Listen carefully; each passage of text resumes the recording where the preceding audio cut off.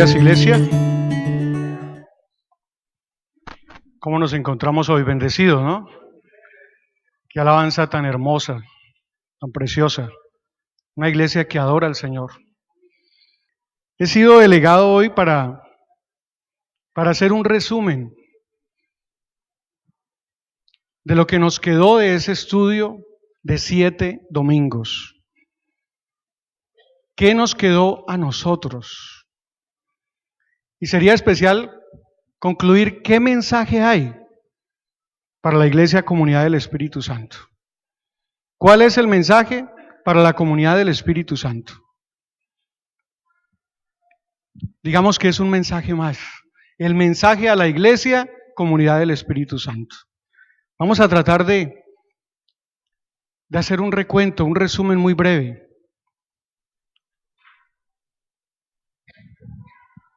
Quiero compartirles este cuadro. ¿Lo ven bien? Bueno, yo se los voy a ir explicando poco a poco.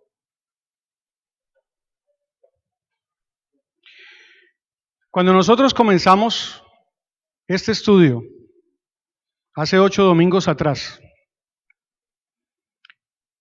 leíamos en el libro de Revelación, en el libro de Apocalipsis, en el capítulo 1, versículo 19, que Jesús le estaba dando las instrucciones a Juan sobre la clase de mensaje que le enviaría a cada una de las iglesias. Y le dice Jesús a Juan, en el 19, capítulo 1, versículo 19, escribe las cosas que has visto en el pasado, las que son, las que estás viendo ahora tú, Juan, y las que han de ser después de estas. Así que esas 7 iglesias que se acuerdan del mapa que nos compartió nuestro predicador varias veces, la ubicación específica de esas 7 iglesias que estaban en la provincia de Asia, ¿se acuerdan? Así que esas 7 iglesias verdaderamente existieron en ese tiempo del apóstol Juan. Pero también tienen un significado especial con este versículo que les acabo de compartir. Y las cosas que han de ser después de estas. Esas 7 iglesias tienen un significado especial porque representan el estado espiritual de la iglesia de Cristo a través de la humanidad. Desde ese entonces, desde la primera iglesia, en ese tiempo en que Jesús estaba, hasta nuestros días. La iglesia de Éfeso, ¿qué significan a través del tiempo? La iglesia de Éfeso, allí vemos claramente que está en el año 33 después de Cristo. Cristo asciende al cielo y viene la venida del Espíritu Santo. Hechos 1:8, ¿se acuerdan?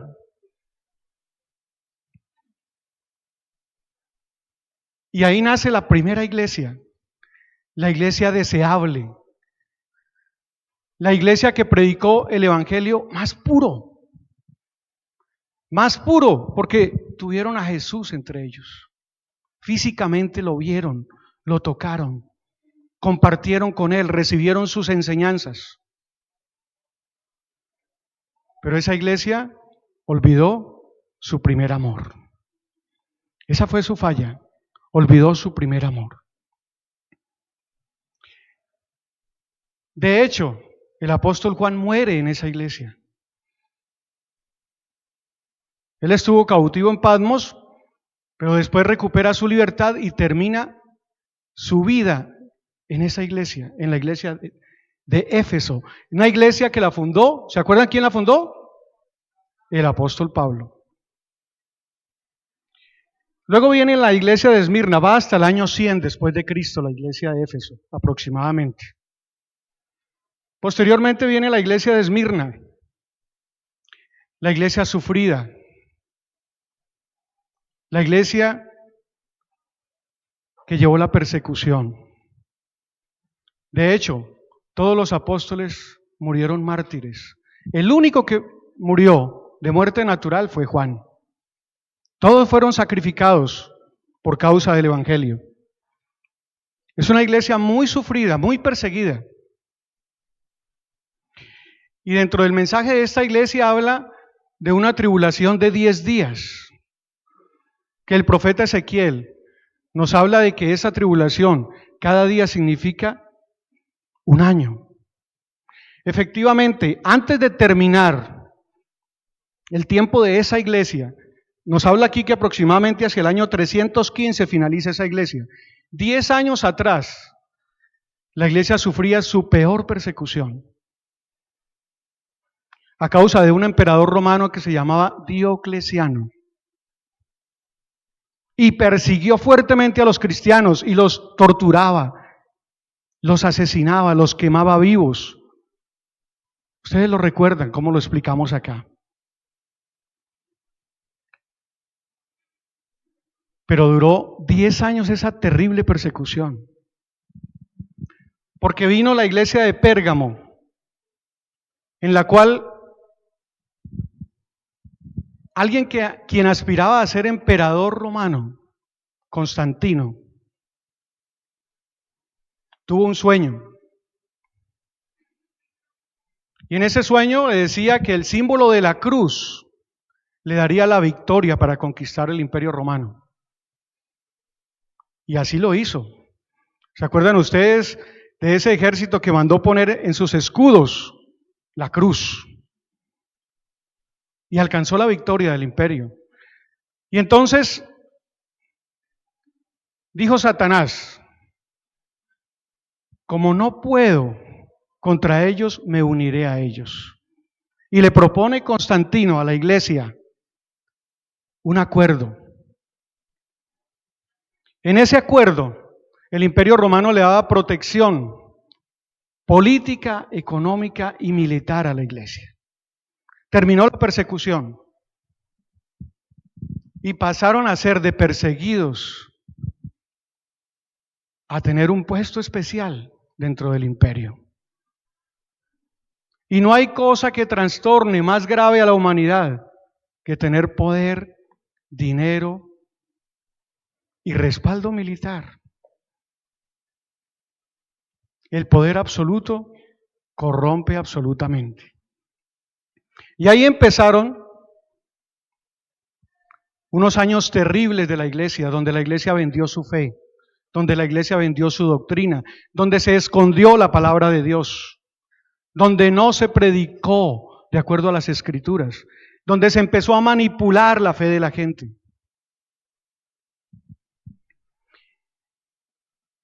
Y esto se consolidó con la iglesia de Tiatira. Fíjense ustedes que acá dice gobierno papal.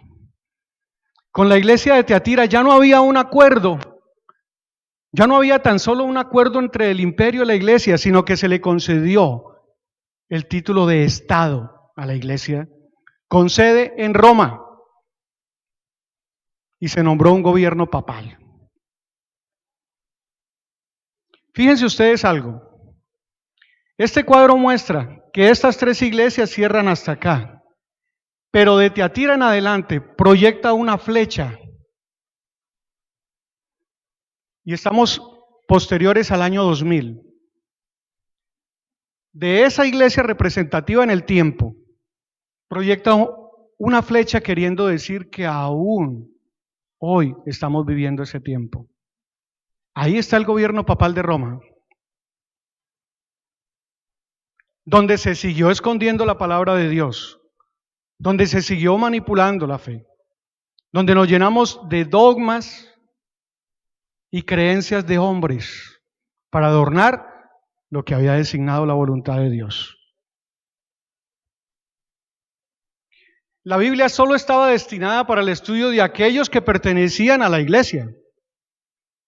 Y por eso entonces viene la iglesia de Sardis. Dentro de la iglesia habían algunos monjes preocupados por esta situación. ¿Qué sucede? Que no se está predicando lo que es. ¿Qué sucede? que hay muchos dogmas y rituales que no dice la Biblia. Y aunque hubo varios hombres, hubo unos representativos, ¿se acuerdan? Martín Lutero.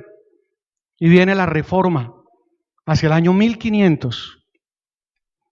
Una reforma que no es más que un grito de protesta, por eso el nombre de protestantes. Porque se protestó, porque se dijo, lo que ustedes nos están enseñando, no lo dice la Biblia, no lo dice la palabra de Dios. Tremenda persecución la que recibieron ellos. Y su lucha fue empezar a imprimir la palabra de Dios para que la conociera todo el mundo. De hecho, por eso tienen ustedes ahí en su mano hoy una Biblia, perfectamente traducida, perfectamente entendible, con un idioma totalmente asequible, después de haber pasado tanta persecución. Para llegar a este lado de América, embarcaciones enteras fueron quemadas de Biblias. Fue un tiempo especial el de la Reforma. Aquí surgieron muchos movimientos, los luteranos, anglicanos, puritanos, la iglesia bautista, presbiterianos. Pero esta iglesia tuvo también una dificultad. Como fue tan perseguida, le tocó hacer unos pactos especiales con el Estado. Y también se contaminó. Pero fíjense ustedes que esa iglesia también proyecta su flecha hacia nuestros días. Es decir, que todavía estamos hablando de reforma. Todavía estamos estudiando activamente la palabra, de acuerdo a lo que es y no es. Y en medio de toda esa evangelización surge Filadelfia. Filadelfia no es más que ese remanente fiel que Dios ha guardado en todas estas etapas. Así la iglesia en su mayoría haya negociado pactos con el Estado, así haya caído en corrupción, siempre ha habido un remanente fiel. Siempre han habido unos cristianos auténticos. Y a esos cristianos auténticos Dios los usó para un avivamiento en su iglesia, para predicar la sana doctrina, para seguir exactamente la voluntad de Dios. Esa es la iglesia que cuando yo les pregunté ahorita al comienzo, ¿a cuál iglesia se identifican? Filadelfia, porque esa es la iglesia de la promesa, esa es la iglesia por la cual Cristo viene. Ahí está la iglesia de Filadelfia, también proyectada hacia nuestros tiempos. Pero surge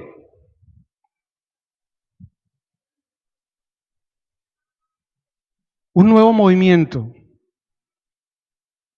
un movimiento basado en el individualismo de la humanidad, llamado la Odisea. Apostasía plena. Usar la palabra de Dios en beneficio propio. Predicar lo que quieren oír para satisfacerme posteriormente a mí. Esa es la odisea de la falsa doctrina. Esa es la iglesia a la cual Dios advierte un juicio. Claramente advierte un juicio en ese mensaje. Esa es la iglesia a la cual todos tememos participar. Yo no quiero ser tibio, quiero ser frío o caliente, preferiblemente a ser tibio. ¿Se acuerdan qué pasaba con los tibios? Dios los expulsaba de su boca. No queremos pertenecer a esa iglesia, pero esa iglesia es la más actual, es la que surgió hace más tiempo reciente y es la que está ahorita. Fíjense ustedes que tenemos Teatira, Sardis, Filadelfia y la Odisea. ¿A cuál de esas iglesias nosotros pertenecemos? En fe declaramos Filadelfia, pero no vayamos tan rápido. Escudriñemos la palabra del Señor. Porque si nosotros somos auténticos a cumplir su palabra, tenemos que hacer un examen precisamente certificado por la palabra de Dios.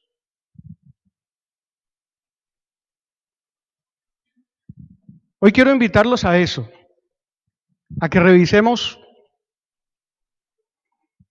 a través de la palabra si realmente estamos en Filadelfia.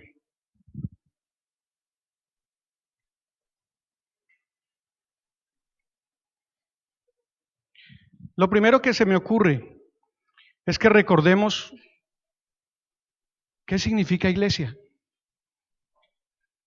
Ya conocimos un poco de historia.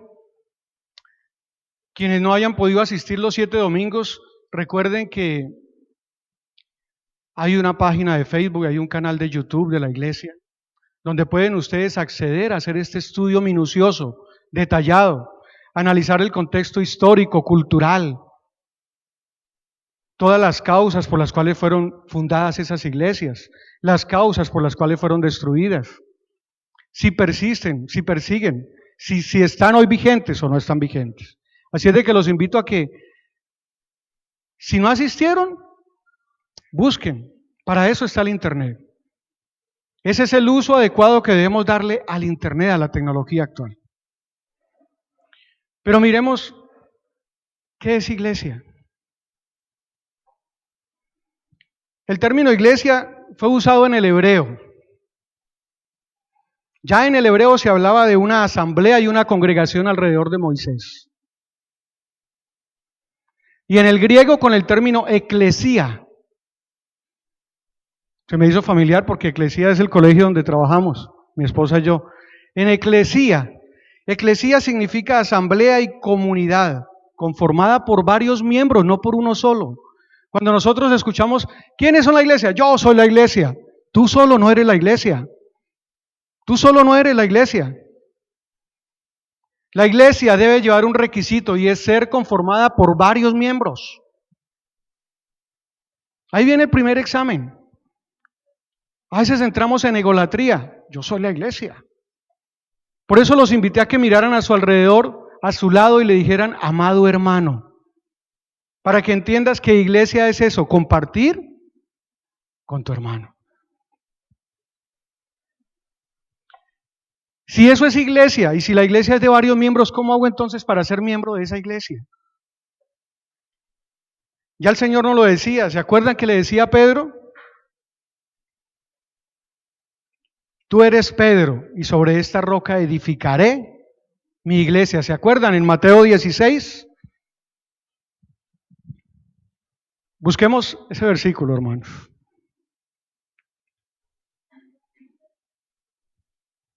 Jesús le dijo a Pedro, tú eres Pedro y sobre esta roca edificaré mi iglesia. ¿Pero por qué le dijo eso? Estudiemos el contexto. Viendo Jesús a la región de Cesarea de Filipo, preguntó a sus discípulos diciendo, ¿quién dicen los hombres que es el Hijo del Hombre? Porque él se hacía llamar Hijo de Hombre. Ellos dijeron, unos dicen que Juan el Bautista, otros que Elías, otros que Jeremías o alguno de los profetas. Y entonces viene la pregunta clave. ¿Y vosotros quién decís que soy yo? Y entonces Simón Pedro tomó la vocería. Era el más rápido, ¿se acuerdan? Por eso pecó también muchas veces. Pero esta vez le fue muy bien. Tú eres el Cristo, el Hijo del Dios viviente. No dijo más. Tú eres el Cristo, el Hijo del Dios viviente. La consecuencia de estas palabras, miren el premio tan grande. Bienaventurado eres, Simón, hijo de Jonás, porque no te lo reveló carne ni sangre, sino mi Padre que está en los cielos. Por esta razón, por haber confesado de tus labios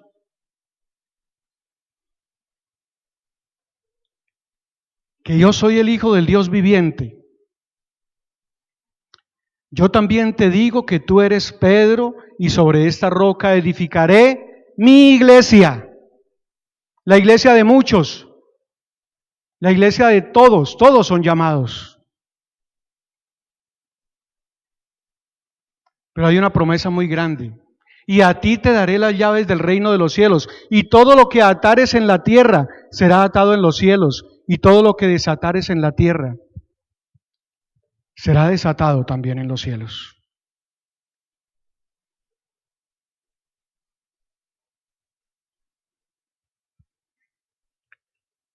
Para ser miembro de esta iglesia, si alguien nos acompaña por primera vez, o es la segunda o tercera vez que nos acompaña, es importante que entienda esto. Ser miembro de esta iglesia significa confesar con tus labios que Jesús es el Señor, el Hijo del Dios viviente. En ese momento, eres miembro de nuestra iglesia. ¿Y cómo funciona entonces esta membresía? Cristo es la cabeza, ¿lo recuerdan? Y su iglesia es el cuerpo. 1 Corintios 12:14 nos habla de que además el cuerpo no es un solo miembro, sino muchos. El cuerpo tiene manos, dedos, pies. Ese es el cuerpo, la iglesia. Y cada uno de ustedes, cada uno de nosotros conformamos ese cuerpo, en el cual Cristo es la cabeza.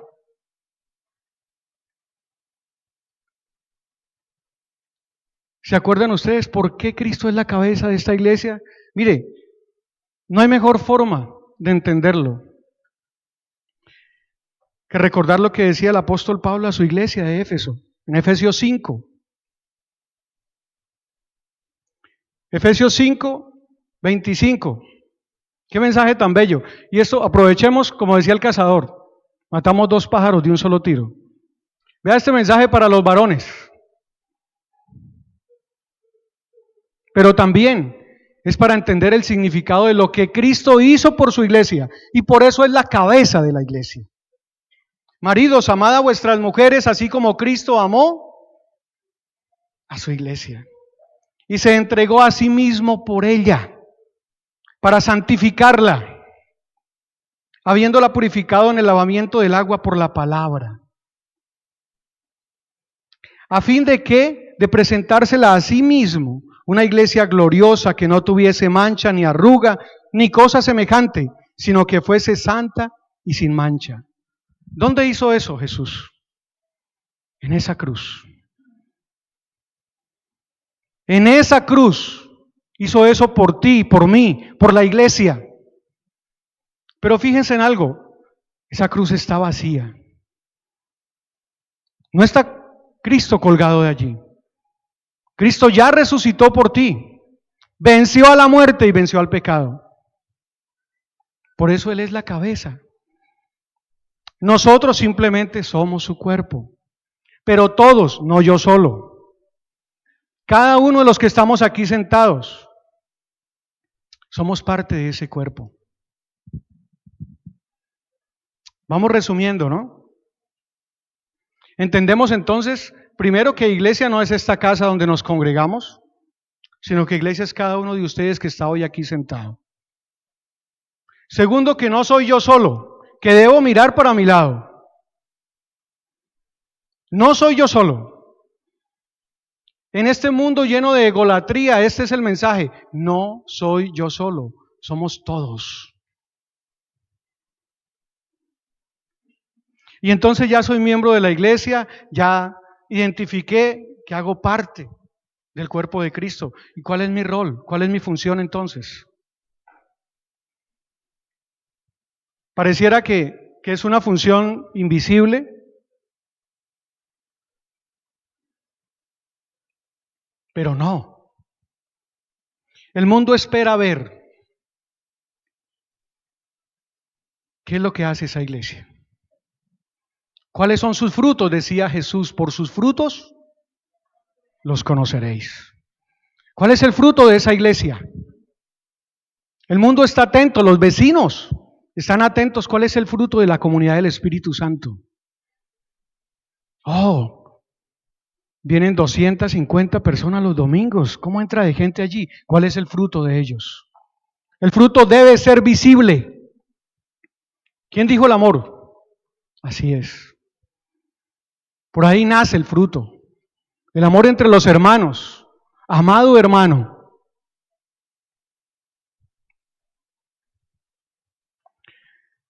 ¿recuerdan ustedes ese mensaje común a las 7 iglesias? Yo conozco tus obras. No hubo una sola a quien no le dijo esto. Yo conozco tus obras. Y aquí viene el talón de Aquiles, pero obras. Pero si yo llevo rato creyendo que no es por obras, tiene toda la razón, hermano. No es por obras. ¿Verdad que tiene toda la razón? Pero ¿por qué Jesús entonces preguntó a esas 7 iglesias?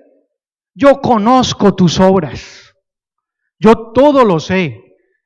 Yo soy omnisciente, omnipotente. ¿Tendrán algo que ver las obras o no? Si la salvación no es por obras, entonces decía el apóstol Pablo en Efesios 2:8,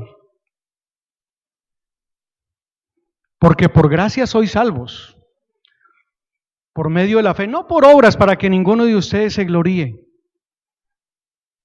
No por obras para que ustedes digan, mire todo lo que yo hago, si yo canto, yo predico, yo dicto clases, yo dicto en el ministerio educativo, mire todo lo que hago. No es por obras, es por gracia del Señor. Él no te preguntó si iba a morir por ti en la cruz, murió.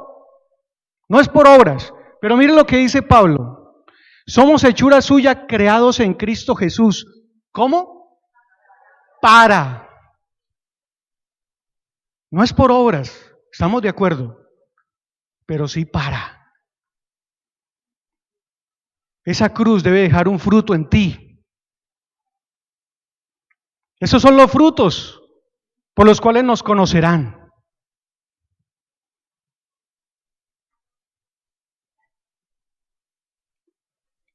Creados para buenas obras, las cuales Dios preparó de antemano para que anduviésemos en ellas. ¿Dónde las preparó?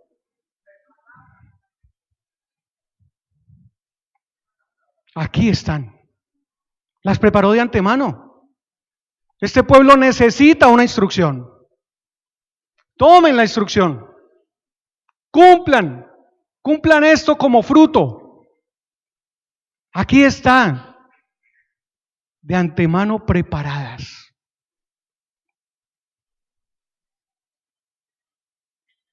Es difícil creer que mi función simplemente es llegar los domingos tarde para no encontrarme a nadie, sentarme quizá en la última silla donde nadie me mire, ser frío, quieto, hermético. Escuchar la palabra depende de quien predique. Y estar listo para cuando el pastor vaya diciendo en el nombre de Jesús, yo ya estoy montado en el carro y recibo el amén allá. Hermano, no estoy juzgando a nadie. Ese era yo. Ese era yo. Cuando empecé a venir, cuánta dificultad me costó interactuar con mis hermanos. Así era yo. Gracias a la paciencia de algunos hermanos que ya no están, otros que sí están. Y hermanas, cuando yo digo hermanos, hermano venezolano, hermano y hermana. Gracias, Luchito. Los hermanos en general. ¿Cuánta paciencia esos hermanos tuvieron conmigo? Y pude romper esa barrera e interactuar con mis hermanos. Y hoy siento que verdaderamente son mis amados hermanos. Gloria al Señor.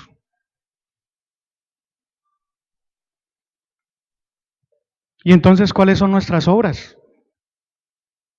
Si el Señor ya las preparó de antemano, ¿cuáles son nuestras obras entonces para creer que somos una iglesia lista para que Cristo venga por ella? Ya tenemos una. Él dijo, aquí están, de antemano están.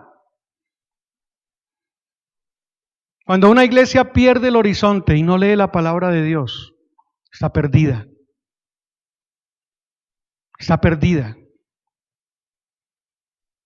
¿Se acuerdan del pacto de Jehová con Josué?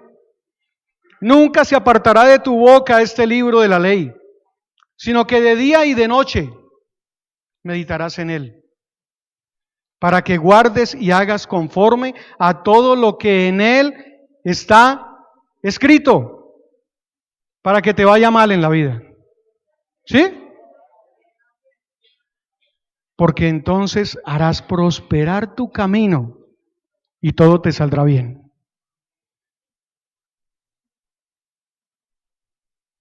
No hay otra razón. Y seguimos entonces haciendo nuestro resumen personal. Pregúntate. Pregunta técnica. ¿Meditas en la palabra día y noche? ¿Es ella quien alumbra tu camino? ¿La aplicas en tu vida diaria? Es muy bonito venir a los cursos, a los niveles bíblicos, conocer, saber, pero si no aplicas, no pasa nada. Puedes conocer muchísimo, llenarte de mucho conocimiento. Fíjense que todas estas iglesias que les mostré, conocían, porque el mensaje era para iglesias que ya conocían la palabra. Y entonces, ¿por qué fallaron tanto? Se olvidaron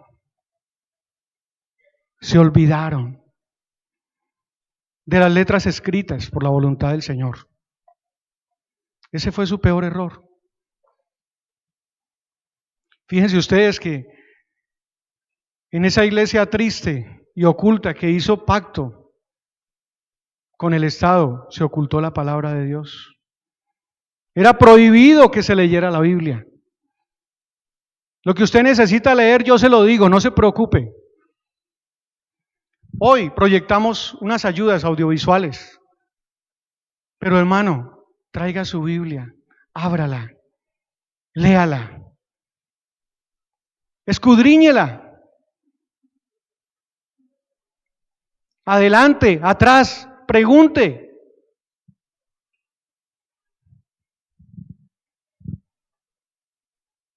¿Y qué otra obra entonces debemos cumplir como iglesia? Efesios 4, del 1 al 6. Guardar la unidad en el Espíritu. Les decía Pablo a esa primera iglesia de Éfeso: yo pues preso en el Señor, perseguido, os ruego que andéis como es digno de la vocación en que fuisteis llamados, con toda humildad y mansedumbre, no prepotencia ni altivez, ni soberbia, con toda humildad y mansedumbre, soportándoos con paciencia los unos a los otros, soportándoos. Ese hermanito que no me gusta ni saludar ni ver, sopórtelo, hermano, sopórtelo. Soportándolos con paciencia los unos a los otros en amor. Dijo la hermana hace un rato, el amor, en amor. No en tu amor ególatra, egoísta, en el amor de Cristo. Solícitos en guardar la unidad del Espíritu con letra mayúscula. No es tu espíritu con letra minúscula. Cuando encuentres en la palabra del Señor espíritu con E minúscula, ojo, es tu espíritu. Pero espíritu con letra mayúscula es el Espíritu Santo de Dios. En el vínculo de la paz y un cuerpo. Cada uno de ustedes es miembro de un cuerpo y un espíritu, un solo espíritu, como fuisteis también llamados en una misma esperanza de vuestra vocación. Un solo Señor, una sola fe, un solo bautismo, un solo Dios y Padre.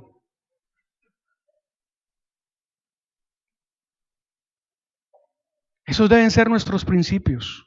Un solo Señor, una sola fe, un solo bautismo. Pero es que yo pienso diferente a mi hermano. Lea, estudie, escudriñe la palabra, medite en ella, dialogue con tu pastor, dialoga con tu pastor. ¿Tienes dudas? Pero necesitas llegar a la unidad de una sola fe y de un solo espíritu.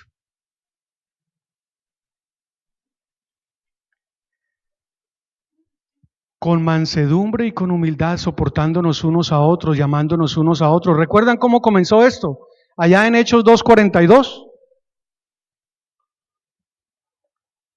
Yo se lo leo. Y perseveraban en la doctrina de los apóstoles. Perseveraban en una sola doctrina. En la comunión unos con otros. Común unión. En el partimiento del pan y en las oraciones. Esa era la vida de los primeros cristianos. Y sobrevino temor a toda persona y muchas maravillas y señales eran hechas por los apóstoles. Y todos los que habían creído estaban juntos y tenían en común todas las cosas y vendían sus propiedades y sus bienes y los repartían a todos según la necesidad de cada uno. Y entonces yo debo vender mis propiedades y mis bienes y dárselas al pastor y a mis hermanos. Pero si tú ni siquiera te acuerdas cómo se llama el hermano que está atrás, ¿qué le vas a regalar tus bienes? Ni siquiera sabes cuál es la necesidad de tu hermano, porque estás pensando en ti mismo. No esperamos que vendas todas tus propiedades, no, pero sí esperamos que percibas la necesidad del hermano que está a tu lado y que sufre.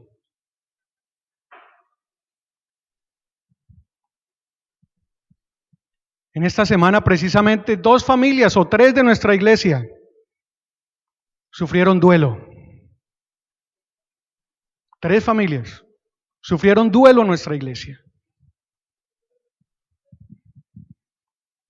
Quizás sea el tiempo de analizar en tu corazón si te diste cuenta de eso. Son familias que sufren. A eso nos invita esa primera iglesia, esa hermosa vida que llevaban esos primeros cristianos. ¿Por qué los perdimos? Porque la iglesia se dejó contaminar por el mundo. Porque la iglesia hizo pactos con el Estado, con las ideologías, con el capitalismo, con el socialismo, con el comunismo. ¿Alguna de esas ha funcionado en tu vida? ¿Alguna de esas te ha llenado los vacíos? Y hay muchas más surgiendo y vendrán muchas más mientras Cristo venga. Y entonces,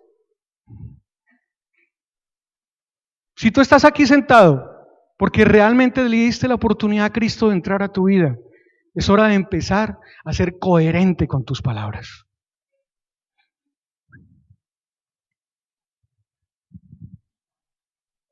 Tampoco debes olvidar tu responsabilidad y privilegio de traer tus ofrendas y tus diezmos para que la obra del Señor crezca. No es para llenarle el bolsillo al pastor, es para que la obra del Señor crezca. Esto hacían los primeros cristianos. Y perseverando unánimes cada día en el templo y partiendo el pan en sus casas. No solos, con la puerta cerrada. Ven, hermano, te invito a mi casa. Ven a mi casa. Compartimos un pan, un chocolate. Y de paso compartimos el pan de vida eterna. Compartiendo el pan en sus casas. Y comían juntos con alegría y sencillez de corazón, alabando a Dios y teniendo favor con todo el pueblo. Y vea el premio tan grande. Y el Señor añadía cada día a la iglesia los que habían de ser salvos. Yo conozco tus obras. Por eso te respaldo, comunidad del Espíritu Santo. Yo conozco tus obras.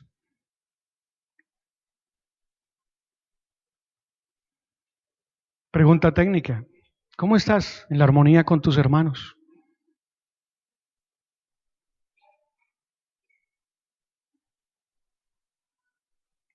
Recuerda que para ser miembro de la iglesia tienes que tener contacto con ellos. Y si has tenido una mala experiencia, acuérdate de lo que decía Jesús con la ofrenda. Si estás frente a mi altar y tienes un problema con uno de tus hermanos, no, deja la ofrenda ahí. No quiero verla todavía. Ve primero y te reconcilias con tu hermano. ¿Cómo estás con tu hermano? Yo conozco tus obras. Obra también es poner al servicio de la iglesia los diferentes dones con los cuales hemos sido premiados.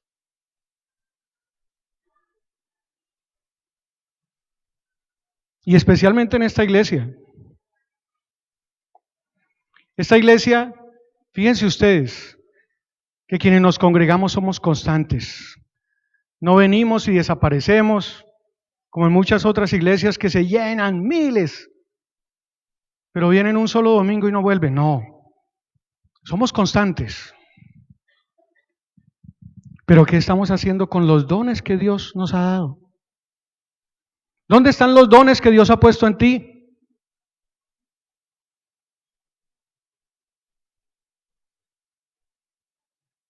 Yo sé que cada uno de ustedes tiene un talento muy especial y un don dado por el Señor para poner al servicio de la iglesia, al servicio de tus hermanos, pero por supuesto, al servicio de Dios. ¿Dónde están tus dones y talentos? Estos dones han sido constituidos por la autoridad directa del mismo Señor Jesucristo a través de su Santo Espíritu. Por eso unos han sido constituidos pastores en un solo el que ha asumido el reto de llevar el pastoreo de cada uno de ustedes. Pastor es fácil, tremenda tarea que tiene él. Otros hemos sido llamados a ser ujieres, ancianos, diáconos, ingenieros especializados en acomodar sillas. No sé. ¿Qué tú quieres hacer al servicio de tu iglesia? ¿Cuántas veces hemos predicado sobre el servicio? Sobre el servicio. Y entonces unos dicen, pero es que no dejan servir. Te has ofrecido, has insistido. Cuando se hace un llamado, estás atento ahí a ofrecer tu servicio, a decir yo. O simplemente levantas la mano cuando dicen, ¿quiénes? Levanto la mano, pero después no me acuerdo. ¿Yo para qué fue que levanté la mano? ¿Qué fue lo que preguntaron? ¿Que quién qué? Tú puedes aportar a la iglesia de Cristo y a la comunidad del Espíritu Santo tus talentos y tus dones.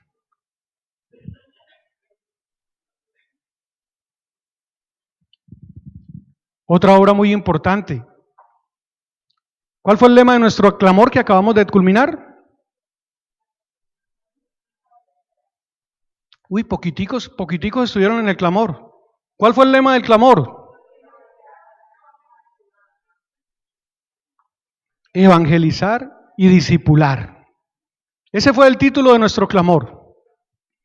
¿Se acuerdan del versículo emblema? ¿Quién lo recuerda? ¿Hechos qué?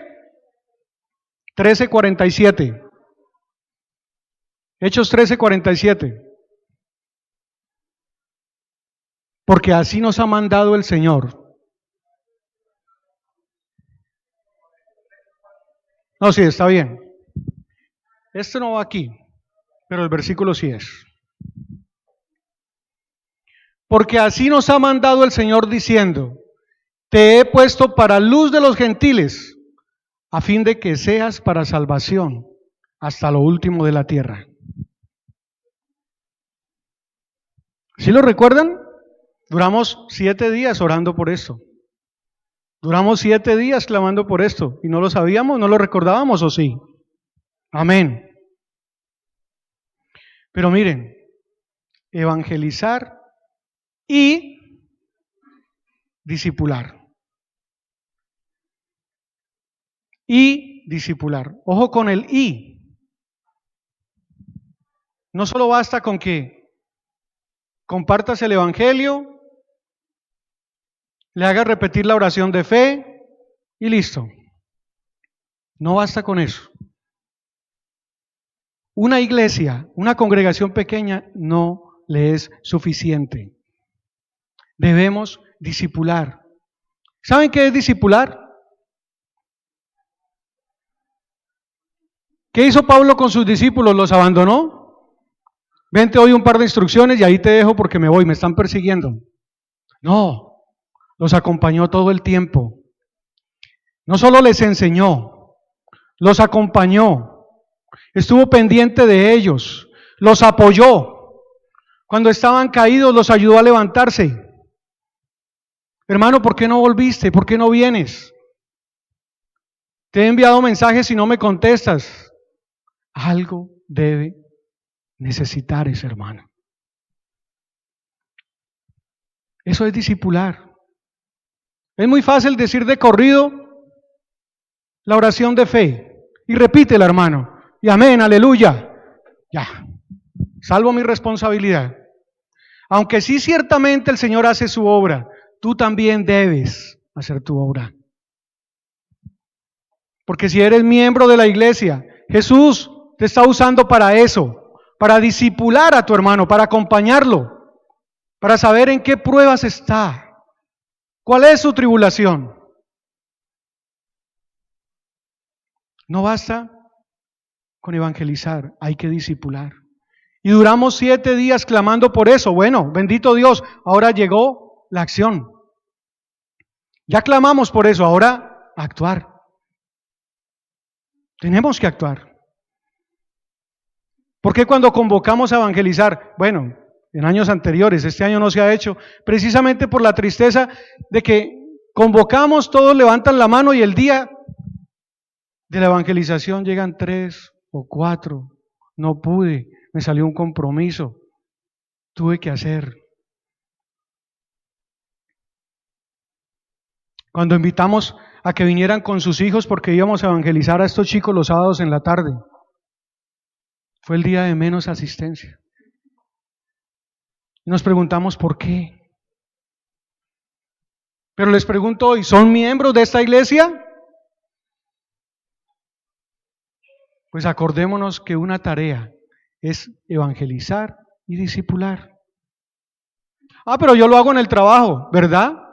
Y si es tan sencillo hacerlo en el trabajo, ¿por qué no lo haces aquí con nosotros?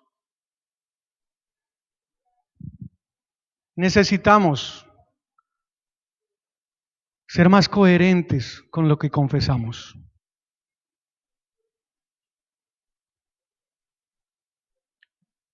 Tengo el privilegio de compartir aula de clase con muchos pastores de Cali. Y le cuento que nos reunimos 25 o 27 varones los jueves. Y dicen, ¿en serio? ¿Cómo lo hacen? Qué difícil traer a los varones. Porque les da más gloria a Dios por cada una de ustedes. Siempre son mayoría. Siempre son mayoría. Gloria a Dios por ellas.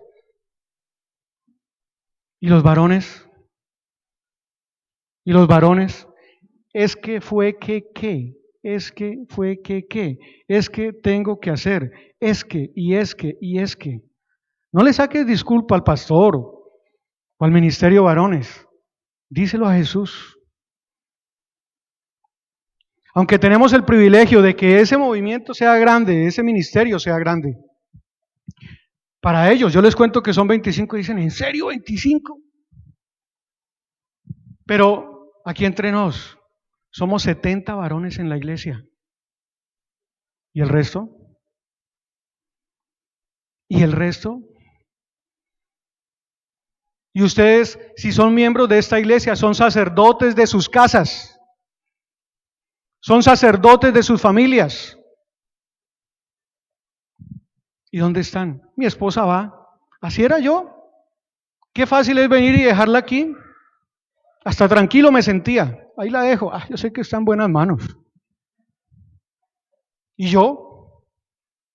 ¿Y yo? Gloria a Dios por los que han tomado la decisión. Y he conocido unos testimonios muy grandes y muy hermosos en esta iglesia. Han dicho, yo voy a ir. Aun cuando los hermanos con los que tenemos más vínculos no vienen, ellos toman la decisión, yo sí voy. Bueno, llega la hora. Próximamente vamos a tener un retiro de varones. Llega el momento. Llega el momento en que seas coherente. Participa.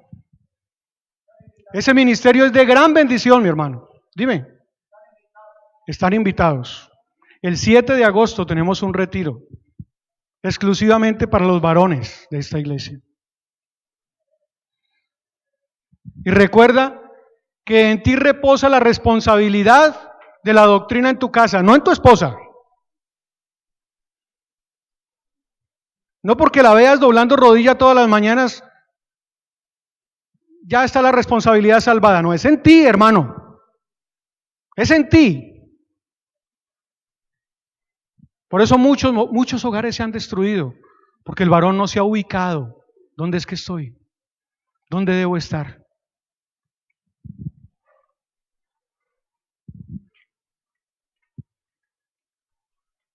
Una última tarea, una última obra.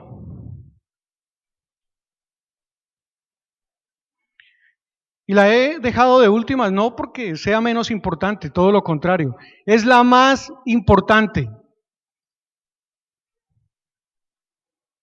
Es más, algunos de ustedes me dirán, le faltó esta, le faltó aquella. Le pido con todo el amor que la incluya dentro de esta que viene.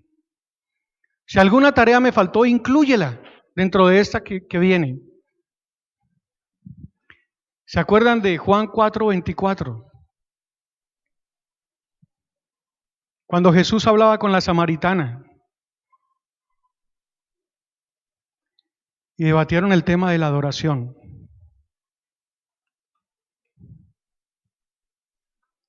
Dios es espíritu, y los que le adoran en espíritu y en verdad, es necesario que le adoren.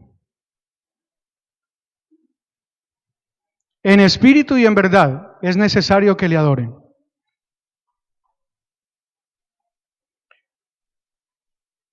Un pequeño paréntesis. Placa 858, Suzuki. Por favor, acercarse al parqueadero. Placa 858. En espíritu y en verdad es necesario que le adoren. Somos una iglesia que adora a Dios. Sí, los domingos nos sentimos muy bellos cantándole al Señor.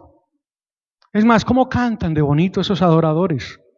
Es parte de la adoración, pero eso no es todo. La adoración es en espíritu y en verdad. Es los domingos dentro de la iglesia y es todos los días. 24 horas al día, 7 días a la semana.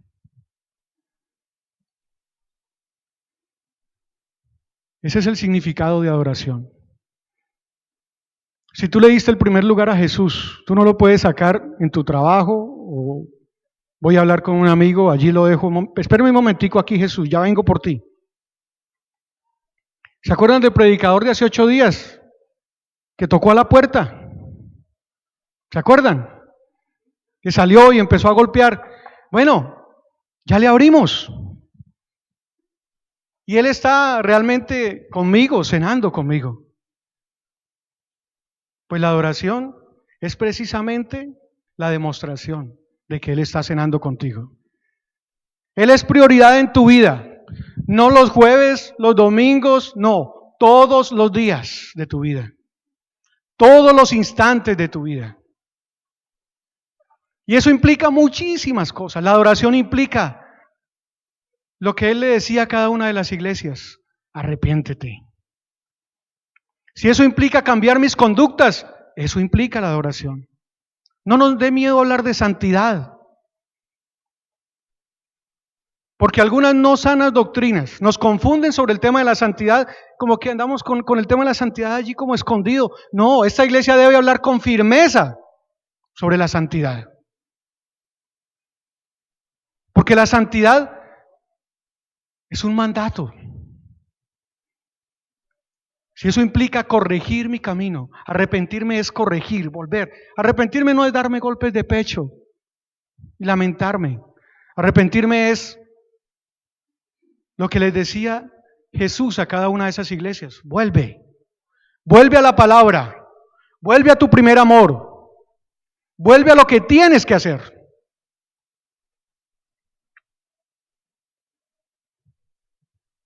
Ese tema de la santidad, si nosotros lo analizamos desde tres aspectos: el primero, que hemos sido declarados santos. No es que nosotros, cuando nosotros hablamos de santidad como perfección, ahí es donde nos confundimos. No es ser perfectos, ni más faltaba, ni es para gloria tuya, ni más faltaba. Hemos sido declarados santos, escogidos desde antes de la fundación del mundo para que fuésemos santos y sin mancha delante de Él. Hemos sido declarados santos. Segundo, es un mandato, no es una opción. Es un mandato. Sed santos, porque yo, vuestro Dios, soy santo. Eso dice el Señor. Sed santos. Es un mandato. A que te esfuerces, a que si estás adorando al Señor, camines. Y si no has empezado, intentes empezar a caminar en santidad y a tocar esa palabra en tus estudios bíblicos, en tus devocionales. Debo caminar en santidad. Una iglesia que camina en santidad es una iglesia por la cual Dios viene. Ese es el tercer aspecto por el cual debemos tratar sanamente la santidad. El título o certificado final de santos los recibiremos cuando Él venga por su iglesia, cuando estemos reunidos en la presencia del Señor. Y Él mismo lo decía, a fin de presentársela a sí mismo como una iglesia gloriosa, sin mancha ni arruga, ni cosa semejante, una iglesia santa y sin mancha. ¿Eres un adorador? Si eres un adorador, cualquier otra obra que se te ocurra para agradar al Señor, bienvenida. Si eres un adorador.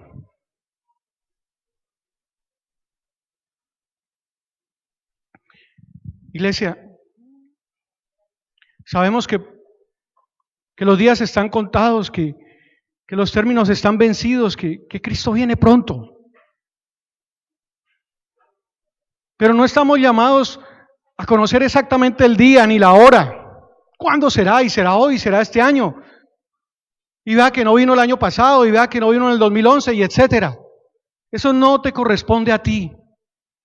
Él mismo lo dijo. Nadie sabe ni el día ni la hora. A ti lo que te corresponde es estar preparado, haciendo las buenas obras que Él destinó de antemano para que las pusiéramos en práctica. Eso es lo que debemos hacer como iglesia. Cada vez que pensamos en el arrebatamiento nos da hasta miedo. Una iglesia temerosa. No.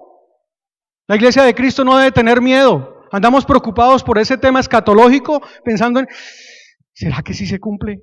¿Será que los tiempos están? ¿Será que ahora sí? Y entonces el mensaje interno es, debo empezar a corregir algunas cositas.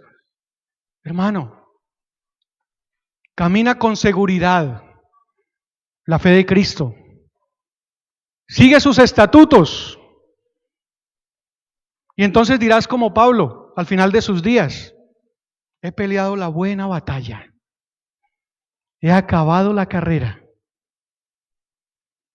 he guardado la fe. Por lo demás me está guardada la corona de justicia, la cual me dará el Señor, que es un juez justo, en aquel día. Y no solo a mí, sino también a todos los que aman su venida. Te invito a que te pongas de pie.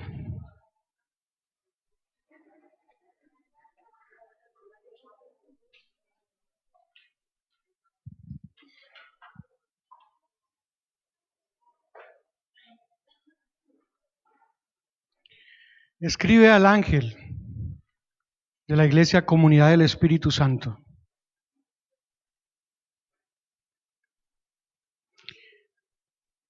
este mensaje ha sido dado al pastor y el pastor no lo ha comunicado.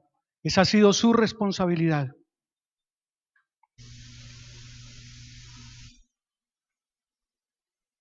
Inclina tu rostro y vamos a orar. Padre, sabemos que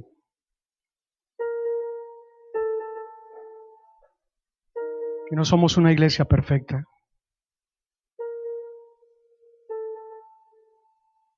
Somos miembros de ella, Padre. Hoy queremos recibir tu mensaje, Señor. Un mensaje claro a través de estos 7 domingos continuos. No para conocer históricamente lo que ha pasado, para presumir que creo interpretar lo que vendrá. Este mensaje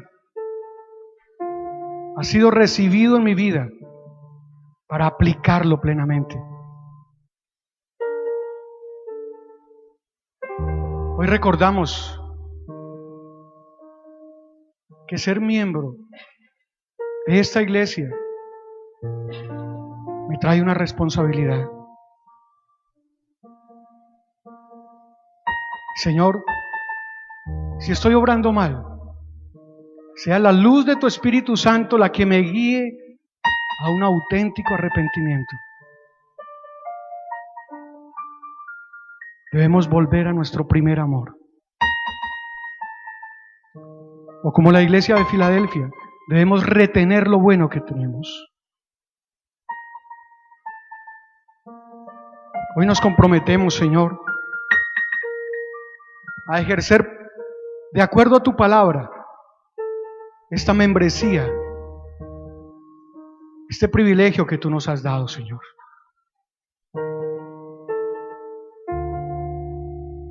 Padre amado, que este estudio no sea un estudio más.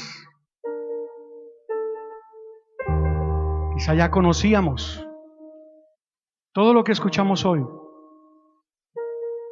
pero entonces viene el mensaje del Señor. Yo conozco tus obras. ¿Por qué has olvidado? Hoy, Señor, si queremos ser parte de esa iglesia, Filadelfia, te pedimos, Señor, que nos ayudes a tener un auténtico avivamiento en nuestra vida, Señor.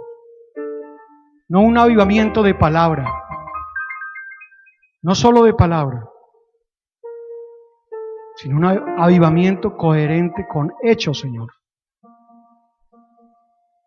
Gracias, Dios. Gracias por esta tu iglesia, por Comunidad del Espíritu Santo. Gracias porque aquí se predica tu palabra, Señor. Gracias porque aquí no se manipula ni se esconde. Gracias, Dios, porque estoy en el lugar que tú me has puesto.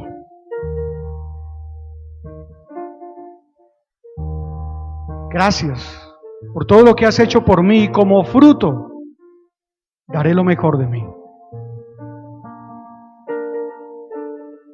Daré lo mejor de mí en beneficio de tu obra, Señor. Porque como lo decimos siempre, esta iglesia, Señor, Comunidad del Espíritu Santo, te adora, Padre.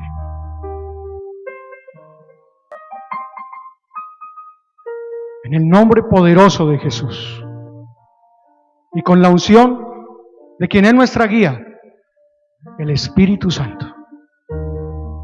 Amén y amén.